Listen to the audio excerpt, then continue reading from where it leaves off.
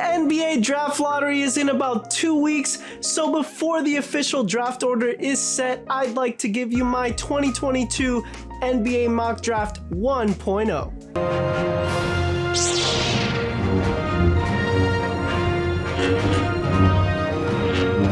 With the first pick in the NBA draft, the Houston Rockets select Jabari Smith Jr. And this is a great pick for them. Obviously, I think Jabari Smith will be the #1 pick no matter who has the first pick. And he fits in perfectly with Jalen Green, who is their #1 scorer. I think they really would make a great tandem in the pick and roll.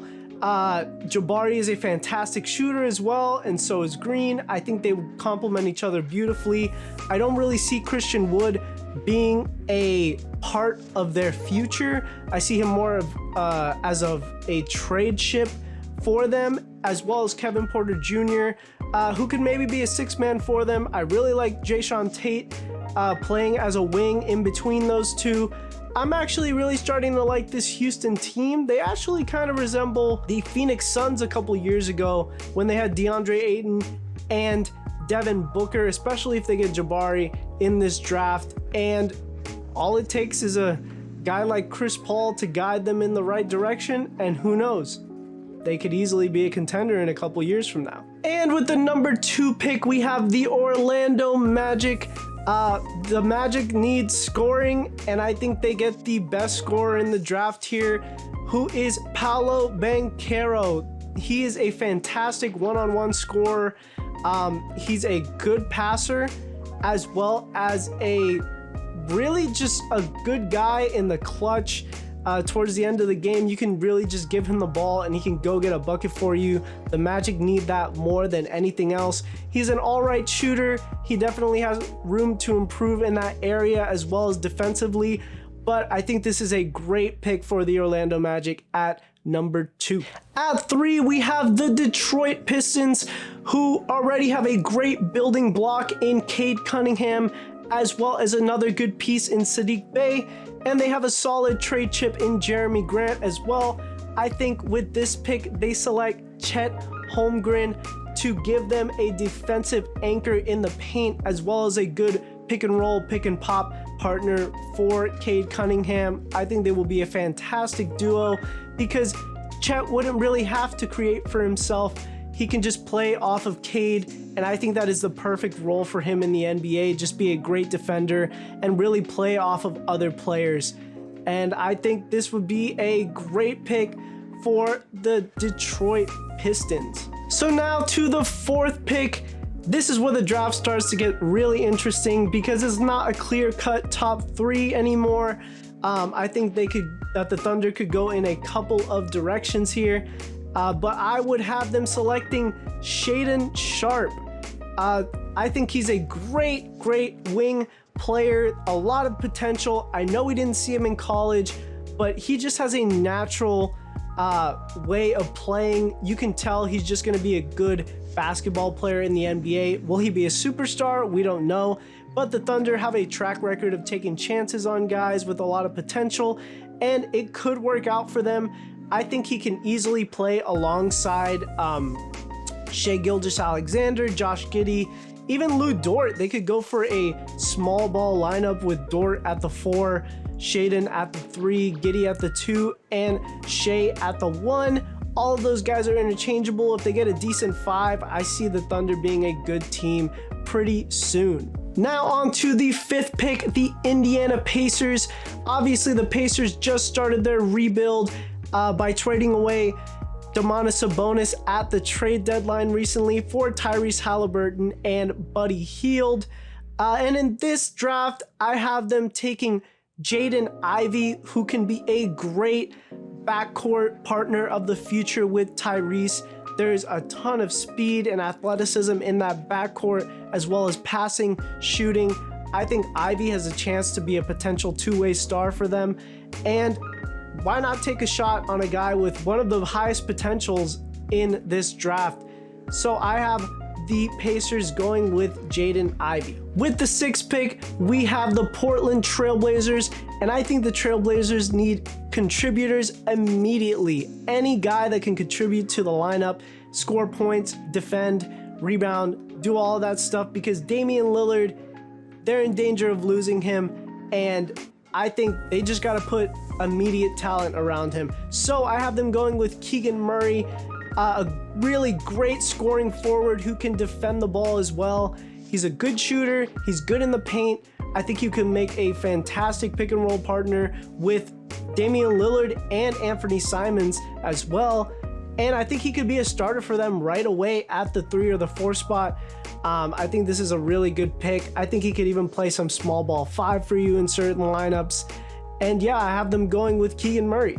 At number 7, we have the Sacramento Kings, who obviously just made a win now move by trading for Domantas Sabonis from Indiana.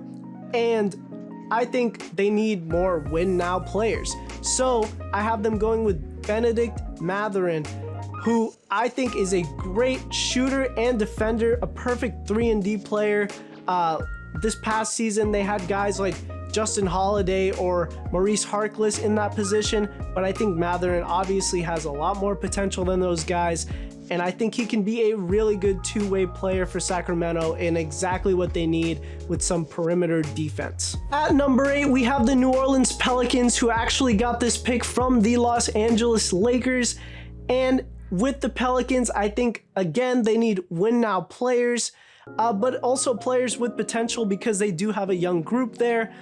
But I think a perfect fit would be a 3-and-D guy on the wing, and that is going to be AJ Griffin. He has potential to be even more than that, but if all he is a 3-and-D guy, like another Trey Murphy like they have on their team already, I think he would be really good on that team, along with Zion, Brandon Ingram, and CJ McCollum. Give them space to operate as well as play good defense on the other end.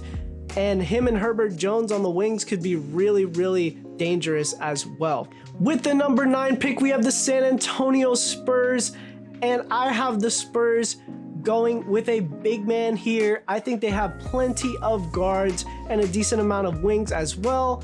It would be really good to take a big man here with potential, especially on the defensive end, and I think they take Jalen Duren.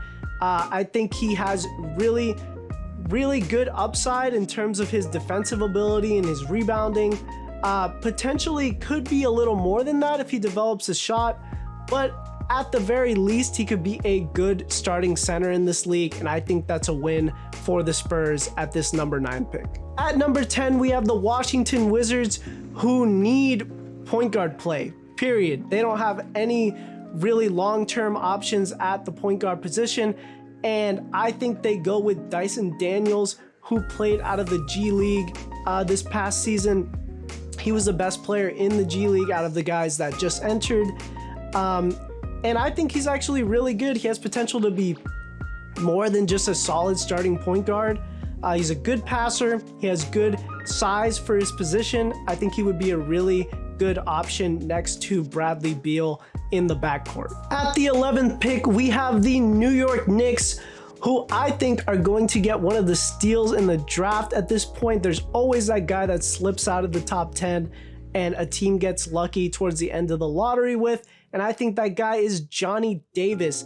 I think the Knicks really need all the scoring they can get. They also need really good guard play, guys that can handle the ball and play make as well. And I think Davis gives them all of those, as well as good defensive potential as well. He's really good in the mid-range. I think him and RJ Barrett would make a good duo going forward on the wings for the New York Knicks. At the 12th pick, we have the Oklahoma City Thunder once again, who actually got this pick in the Paul George trade from the Los Angeles Clippers. And here I have them taking a shot on another kind of unknown prospect who has great defensive potential and really good size for his position at the forward spots, and that is Ousmane Dieng. And I think that he could be really good for them. The Thunder just need talent and also guys that are tall, basically like any big man help that they can get. And it doesn't hurt that he has potential to be even more than just a solid rotation player. There's a lot of unknowns with this guy, but I think he's worth taking a shot at the end of the lottery. At number 13, I have the Charlotte Hornets selecting a win now player, and that is Ochai Agbaji out of Kansas, who just won the national championship in the NCAA. And I think this is a perfect fit for Charlotte. They need defense and they need three-point shooting, and I think he gives them both. He's also a really good slasher as well, and as an older prospect, he can contribute immediately to a team that is desperate to make the playoffs in LaMelo Ball's prime. And with the final pick in the lottery, I have the Cleveland Cavaliers going with another win now prospect, a 3-and-D type of player, and that is Tari Eason.